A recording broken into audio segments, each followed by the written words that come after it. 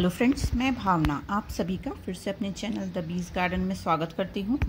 दोस्तों, आज की इस वीडियो में मैं आपको बताऊंगी कि आप एक छोटे से पॉट में कंपोस्टिंग कैसे कर सकते हैं। तो ये देखिए, एक छोटा सा पॉट है, ये 7 इंच का होगा लगभग। इसमें मैं आपको बताऊंगी कि आप किचन वेस्ट से कैसे कंपोस्ट बना सकते हैं।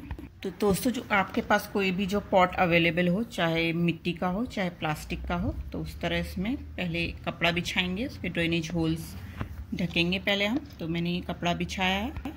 मेरे पास ये कुछ कोकोनट शेल पड़े हुए हैं, ये नारियल का जो बाहर का भूसा होता है वो भी मैं डाल दूंगी। दोस्तों, आप सभी को पता ही होगा कि शहरों में हमें खाद मिलना कितना मुश्किल हो जाता है, और जो हम नर्सरी या ऑनलाइन मंगाते हैं तो हमें कितनी कॉस्टली पड़ती है। वो 1 किलो का पैकेट हमें कम से कम 80-100 रुपये का मिलता है। और जो ये कंपोस्ट है, ये हम आसानी से घर में बना सकते हैं। अपने किचन वेस्ट से हमें कुछ खरीदना भी नहीं है और हमारे घर में ही अच्छी खाद बन के तैयार हो सकती है। तो दोस्तों, ड्रेनेज होल्स को कवर करने के बाद इसमें आप एक मिट्टी की लेयर बिछा दें।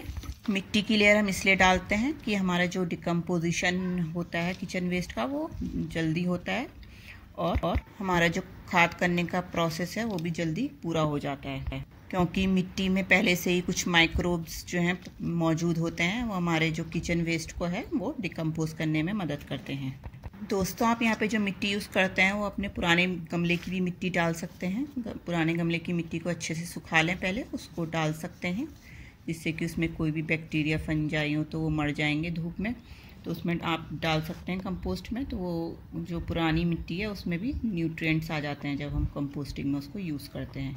और मिट्टी की लेयर के बाद आप डालेंगे कोई भी ड्राई मटेरियल, जैसे कार्डबोर्ड के पीस हो गए, चाहे टिश्यू पेपर हम किचन में यूज़ करते हैं वो डाल सकते हैं, या कोकोपीट डाल सकते हैं, या ड्राई लीव्स। मैंने कार्डबोर्ड के पेपर यूज़ करे हैं, कुछ टिश्यू यूज़ करा है, और ये कोकोपीट यूज़ कर रही हूँ मैं। ये मेरे पास ड्राई लीव्स नहीं है, सूखे जो पत्ते होते हैं उसकी लेयर बिछानी है आपको मिट्टी के लेयर के बाद। और जब ये इस लेयर के बाद आपको अपने गीला जो किचन का वेस्ट होता है, जो भी आपके फ्रूट के छिलके होते हैं, सब्जी के छिलके होते हैं, वो डाल सकते हैं आप। और अंडे के छिलके, चाय पत्ती, जो भी आपका निकलता है किचन से, वो डाल सकते हैं। और इसमें जो आपको नहीं डालना है वो है, जैसे मिल्क प्रोडक्ट हैं वो ना डालें, फ़ैट वाली चीज़ें आपको नहीं डालनी है इसमें, जिसमें ग्रीस ऑयल हो, क्योंकि उनको डिकम्पोज होने में टाइम लगता है। और मांस, मीट वगैरह भी नहीं डालना है आपको, क्योंकि वो काफ़ी समय ले लेते हैं डिकम्पोज होने में, और हमारे जो है अच्छे से खाद जल्दी नहीं बन पाती है। अगर आपको लेयर बनाती जानी है, फिर से आप कोकोपीट या ड्राई मटेरियल डालेंगे इसमें, कार्डबोर्ड या कोकोपीट या ड्राई लीव्स अगर आपके पास हैं वो डाल सकते हैं। जब तक आपका पॉट नहीं भरेगा, आप इस तरह से ये प्रोसेस रिपीट करते रहें लेयर्स बनाने का। तो इस तरह से आपकी खाद भी जल्दी बनती है और इसमें कोई स्मेल भी नहीं आती है। और जब हम ये ड्राई मटेरियल और वेट मटेरियल की लेयर बनाते हुए चलते हैं, तो हमारी जो कंपोस्ट बनती है वो बहुत ही अच्छी क्वालिटी की बनती है। मतलब उसमें जो कंपोजिशन, कार्बन और नाइट्रोजन का कंपोजिशन है वो बैलेंस्ड रहता है। हमारे प्लांट्स को कार्बन भी चाहिए ही होता है, जिससे उनको ऑर्गेनिक जो ये हम ब्राउन चीज़ें डालते हैं उससे उनको कार्बन मिलता है प्लांट्स को। और जो ये वेट मटेरियल है किचन वेस्ट, उससे नाइट्रोजन का सोर्स होता है। तो जो हमारी कंपोस्ट बन के तैयार होती है इस प्रोसेस से, तो वो बहुत ही अच्छी बनती है, जिसमें कार्बन नाइट्रोजन का अच्छा मेल होता है। तो ऐसी ही खाद हमारे प्लांट्स के लिए सर्वोत्तम होती है। और जब हम घर में बनाते हैं तो इससे अच्छी बात और क्या हो सकती है। और जब हम घर में खाद बनाते हैं तो हमें इसकी क्वालिटी का ही पता रहता है, कोई मिलावटी खाद नहीं होती है। आजकल मार्केट में मिलावटी सामान भी बहुत मिलने लगा है, जिससे हमारे प्लांट्स को भी नुकसान हो सकता है। हमें पता नहीं रहता जो हम कंपोस्ट बाहर से ला रहे हैं वो ठीक है भी कि नहीं। तो इस तरह से हम घर में बनाएंगे तो हमारे पैसों की भी बचत होगी, और हमारे किचन का वेस्ट है वो भी हम अच्छे से यूटिलाइज़ कर सकते हैं अपने प्लांट्स के लिए। और इस तरह से आप छोटे से पॉट में बनाएंगे तो ये जल्दी भर भी जाता है, 2 दिन में भर जाएगा, या 1 दिन में भी भर जाता है कभी। तो आपको ये भी चेक करनी है कि पूरा पॉट भरेंगे, जिससे हमारे कीड़े भी हो जाते हैं कई बार। तो ये जो है इस तरह से लेयर बनाएंगे तो 1 दिन में भी पॉट भर जाता है। और ये इसको आप जब ये पूरा भर जाए तो फिर से इसमें ऊपर से एक बार कोकोपीट डाल के ऊपर से मिट्टी से हम कवर कर देंगे। तो इस तरह से ना ही कोई बदबू आएगी और ना ही इसमें कीड़े दिखेंगे आपको।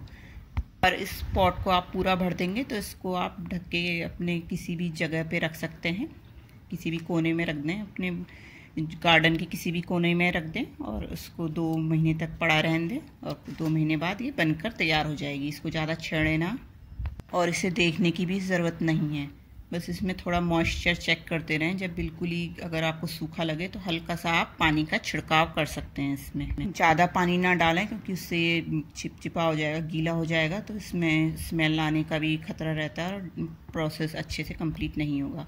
हल्की सी बस नमी ही बनाए रखनी है। वैसे किचन वेस्ट में काफ़ी नमी रहती है, तो कुछ दिन तक तो आपको पानी डालने की ज़रूरत नहीं पड़ेगी। कुछ दिन बाद देख लें, अगर ड्राई लगे तो इसमें पानी डाल दें और इस तरह आप ढक के रख सकते हैं किसी भी कोने में।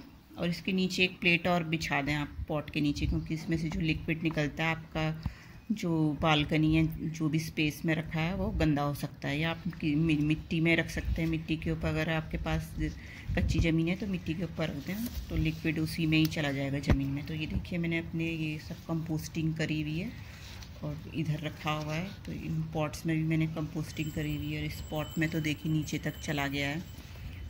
तो इस तरह से आप भी बना सकते हैं, आपके पास जैसा भी पॉट हो तो उसमें आप बना के कंपोस्ट रख दीजिए, कोई स्मेल का चक्कर नहीं है इसमें। और एक के ऊपर एक रख दिए मैंने इन छोटे छोटे पॉट्स को। इन छोटे पॉट्स में बनाने का ये भी फ़ायदा है कि इनको आप कहीं भी फिट कर सकते हैं, ऐसा नहीं है कि बड़ी स्पेस चाहिए। तो मेरे को तो यही कन्वीनियंट लगते हैं, जल्दी भी भर जाते हैं और इसमें कोई हमें फिर स्मेल का चक्कर भी नहीं रहता है, इकट्ठा करने का चक्कर नहीं रहता है किचन वेस्ट को।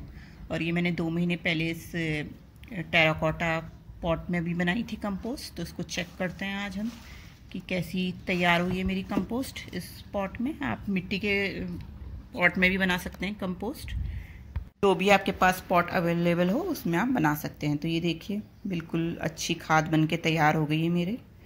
कुछ इसमें मोटे टुकड़े अगर बचे होंगे तो इनको मैं नीचे किसी भी पॉट के डाल सकती हूँ, इसको मैं यूज़ कर सकती हूँ।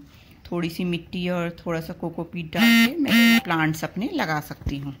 तो फ्रेंड्स, देखा आपने कितना इजी है कंपोस्टिंग करना, और हम अपने किचन वेस्ट को ऐसे ही फेंक देते हैं बाहर। फ्रेंड्स, आप भी कंपोस्टिंग ट्राई कीजिए छोटे से पॉट में। अपने किचन वेस्ट को बाहर बिल्कुल भी ना फेंकिए, वो बहुत ही कीमती हैं।